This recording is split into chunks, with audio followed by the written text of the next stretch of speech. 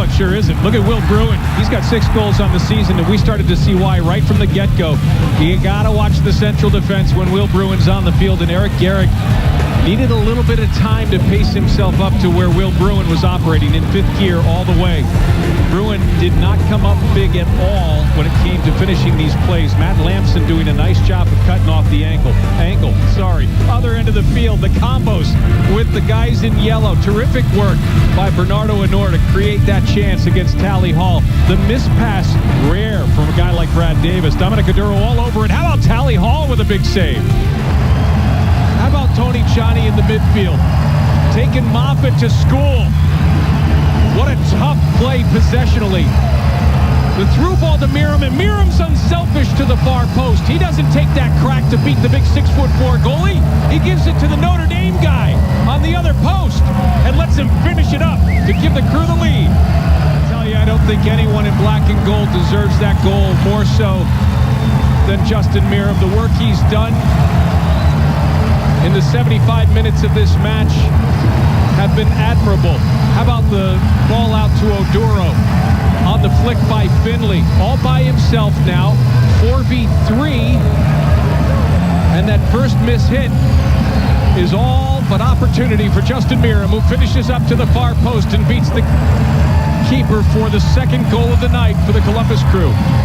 Well, you kind of want to let the Crew fans soak this one up. Great build-up, and Oduro takes the hard hit. Sanchez is there, takes the touch, and gets the luck of the deflection. And I think the Crew deserved this one. They had the unlucky deflection with Garrick against Philadelphia. Karma is kind of interesting how it comes back around. Good for Sanchez and his first career MLS goal. I know it looks routine. I know it looks simple, but geez, watch him get up for this ball and clear it out of danger. How much confidence does that give everybody else in a Crew uniform when you see that? It was Barson with a big service, and Nor with the first chance. The save by Bendick, but Federico Higuain, who was the hero of the match last week, does a terrific job with the follow-through and beats Bendick to get the Columbus Crew on the board. Dean, if you're going to attack from the outside and from the back, you need a guy like Nate Smith. He proved his mettle with the U17 national team in the CONCACAF championship game with the winning goal from the outside. He offers that width for Jorge Salcedo's UCLA Bruins, and we'll see a lot of that this afternoon. You mentioned the winning goal. Nikita Kotloff got it in the national championship game against Georgetown for the Hoosiers. He's got veteran leadership that he brings to the field, and he's also got terrific individual flair. Combining with teammates is critical as you play with Nikita Kotloff, and for the Hoosiers anyway, look for a win this afternoon. Normally you look for the slip header at the near post. Sophia puts it way deep into the 6, and an opportunity there. Indiana cannot give up those chances on set pieces, and with a throw-in like that, it is a set piece. You've got to be marking goal side, ball side. It's a problem for Indiana space-wise. They've got nothing on the left side until Duty steps in. And UCLA is swarming defensively and doing a great job of keeping Indiana from developing a rhythm in possession. Referee Asuera is calling things back.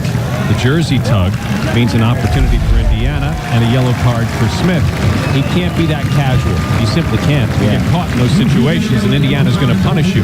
What I was going to say is, I think the battle in the flanks for both of these teams has resulted in almost a neutralization at midfield. We just haven't seen much from the outside from either one of these teams.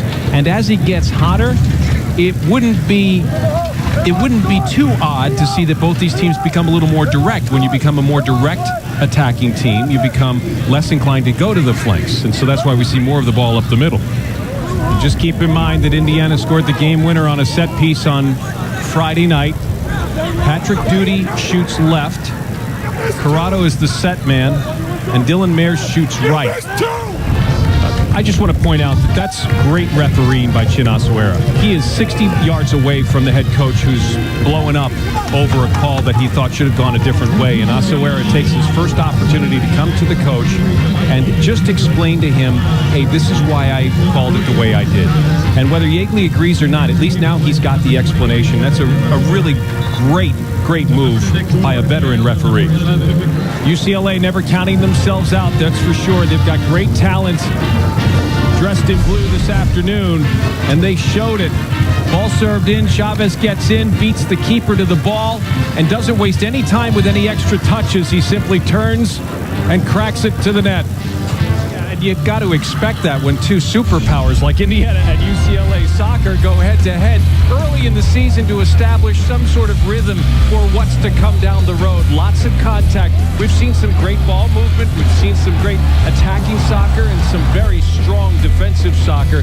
We should expect to see more of that in the next 45. Yeah, I think so, but some of the Crew fans are probably saying this doesn't look like the team that beat Red Bulls last weekend, and I would say it's in part because, as Will Trapp said to Ashley going into the locker room, Columbus has been caught playing a little bit more into Toronto's hands. They've got to come out and really establish the rhythm, establish the way they want to play, put their mark on the game. We'll look for that in the second half. Yeah, the U.S. Open Cup game on Wednesday night, one of the losses out of the game, Eddie Gavin tearing an ACL. And now out for the rest of the season. What do you lose with Eddie Gavin? Well, you can talk about his 50 career goals, his 37 career assists, but what you really lose is the kind of leadership and professionalism that a player like Gavin brings, not only to every game, but also to every training session and his performance off the field in the locker room. Those are key ingredients, and that's what helps a club survive a long season like the Major League Soccer season. He's been a pro since he was 16, 10 years, so he's got it down pat. Yeah, Scott Caldwell has done such a nice job for New England, meeting and greeting his former Akron teammates. There are three of them on the side wearing black and gold tonight. It's a great homecoming for a young player like this who has done really well in the midfield for New England this far.